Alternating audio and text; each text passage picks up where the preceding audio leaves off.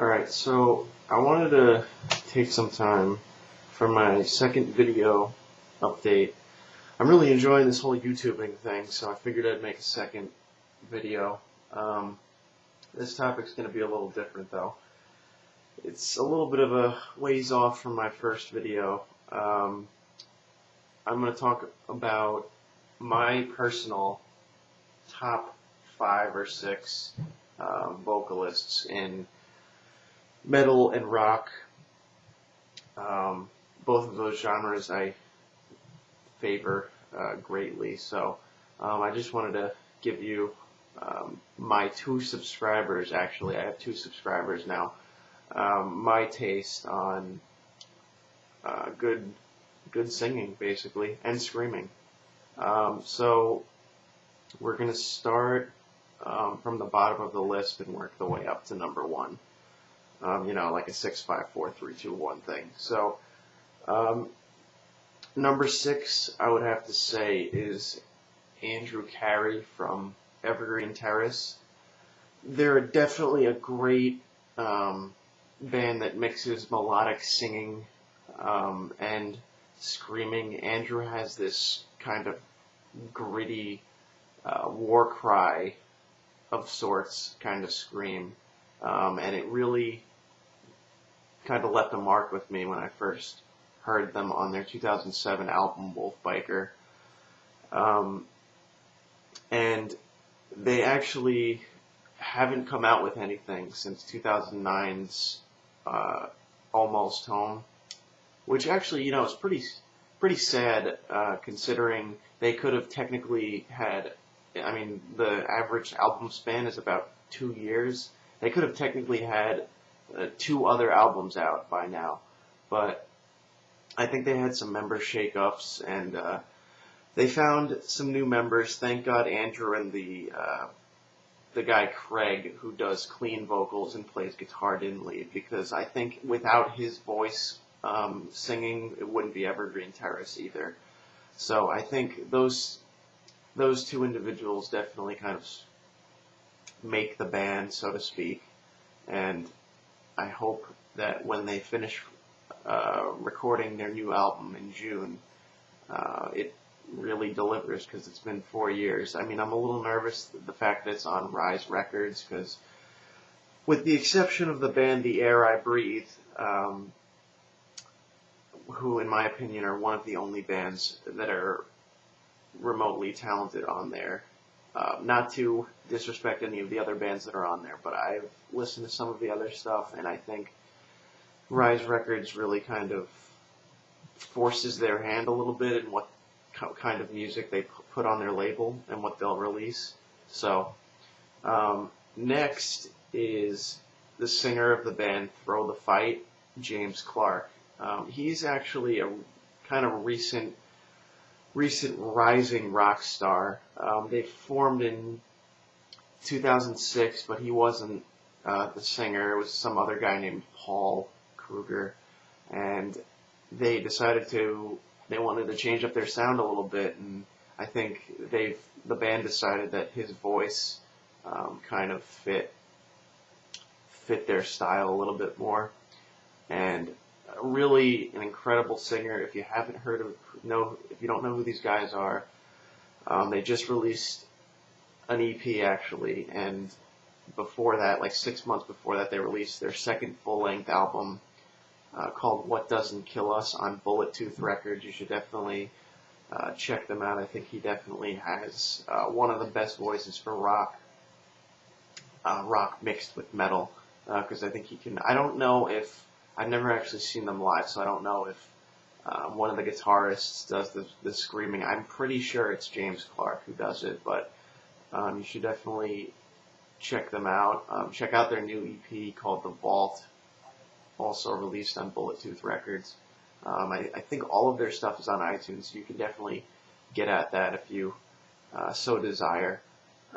Number 4, Shane Oschner from the band Hands. I actually just found these guys last summer, I think, and they had their 4 albums out already. And I was completely blown away by their. It's almost their albums are kind of, you know, a sense. They kind of have a sense of aggression, rage, heaviness, and with like a kind of a sense of melodic calm mixed in the middle. And I was really blown away by this guy's vocal range. He does a lot of yelling, but his actual screams are absolutely unbelievable. And he's written pretty much all of the Hand's music with the other members, but he was going to call it quits after the other members of Hands decided that they didn't want to be in the band anymore to pursue other musical endeavors, and he decided that he didn't want to do that, and he wanted to start another project, and that is where the band Everything in Slow Motion comes in. They're his new project. They have one EP out and have a full length coming out in July. So Hands is done, but his new project is, I would basically call it Hands 2.0, because it's basically the same style of what Hands was, and just with a little bit more like melodic singing. You definitely got a little bit lighter. Their song Red, off of their new EP, which is actually called Red. Absolutely unbelievable song. The lyrics are really deep. He speaks about kind of overcoming aggression and different things. He talks about a woman who lost her husband to, I believe, alcohol and different things like that. You just have to hear the song to kind of get a taste for it. The next one, Jimmy Ryan from Haste Today. Jimmy, kind of similar to Andrew Carey from Evergreen, Terrace, he kind of had this nasally kind of growl / high pitched scream. I really don't know how to describe it. When you go and, if this video winds up leaving an impression on you, and you should go and check out all of these bands, because they definitely kind of left their mark on my life. And I think Jimmy Ryan in particular really kind of had a voice that fit the old style of his band Haste Today, because the guitar tones were really kind of gritty, and Brennan Chalk's voice interlaced with Jimmy's high-pitched, nasally kind of scream really kind of flowed together, in my opinion, and I'm really glad that these guys are doing other projects. I know that Jimmy is actually working on a new album with his band Trenches, who released one album in 2008, which you should definitely check out. And Brennan, the melodic singer, is now in a band called Beyond Oceans, where he is the main vocalist, and it's more kind of rock, his new project, but you can definitely hear the heavier influence in some of the songs that he got from Haste Today. And number 2, Jesse Leech from Killswitch. He's actually in 3 bands right now. He's in Killswitch Engage again.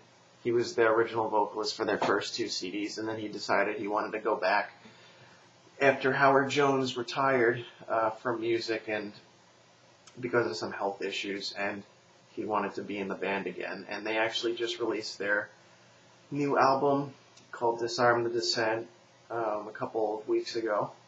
Definitely very melodic album. It really is a breath of fresh air in their career, because I think they kind of hit their stride with Howard on the CD As Daylight Dies, and that once the second self-titled album came out, I just knew, I just had a feeling in the back of my head that he was probably going to leave the band. It wasn't as, it just didn't have an edge to it like the other Killswitch albums did. And Jesse Leech is actually in 2 other bands, one of them with the guitarist of Killswitch Engage, Adam, called Times of Grace. It's basically what the new Killswitch album sounds like with a little bit of kind of different tones to it. You should definitely check that album out as well. But and he's also in a band called The Empire Shall Fall, which he formed in Providence, Rhode Island.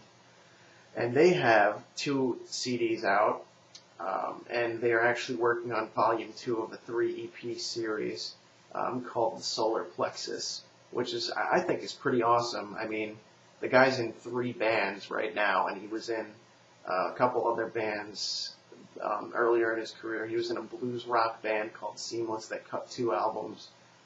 If you do kind of like his Killswitch stuff, I would definitely recommend checking out his other projects, because he definitely is one of my favorite vocalists, singing and screaming wise. So, and number 1 is Mitch Luker from Suicide Silence. Unfortunately, Mitch passed away on November 1st, 2012, which is definitely a very sad thing. They were in the middle of demoing for their 4th album, and it was unfortunately tragically cut short by a motorcycle accident. I think there's a lot of things that kind of played into Mitch Luker's premature death, because, I mean, he was an alcoholic and massive drug addict. So, I mean, if it wasn't the motorcycle that killed him, it probably was one of his other many reckless behaviors. I mean, even the pterodactyl headbang that he did during shows and the stage stomping. I mean, his neck probably could have, I don't know, broken or something. But I think it really kind of played a role in his death. And it's just kind of interesting to me how he's kind of been hinting at his death over the past year since the release of their 3rd album called The Black Crown. There's a couple of lyrical verses in there that kind of stuck out to me. You only live once, so go fucking nuts. That was definitely kind of a foreshadowing thing. And there was a B-side on the album called Revival of Life, where in one of the main verses he talks about only getting one shot at life, and so that they should try to survive. Us as a human race should try to survive. And I think this kind of really was a foreshadowing to his death. And the day that he actually passed away was, the last picture he posted on his Twitter was a picture of him in a Halloween costume as a zombie, and there was a little caption under it that said, "The dead are living." And then about 5 hours later, he crashed his motorcycle into a pole and was in surgery for about 8 hours and then died the next morning. So, anyway, this was just my take on some of my favorite metal vocalists. I mean, if I can get more subscribers, there's definitely other bands that I listen to. So, with other vocalists that I like, but I didn't want to go into all of my favorites because that would just be too much. So, like, subscribe, comment on my channel, and definitely let me know what you think. Any suggestions are definitely welcome for future videos. So, thanks.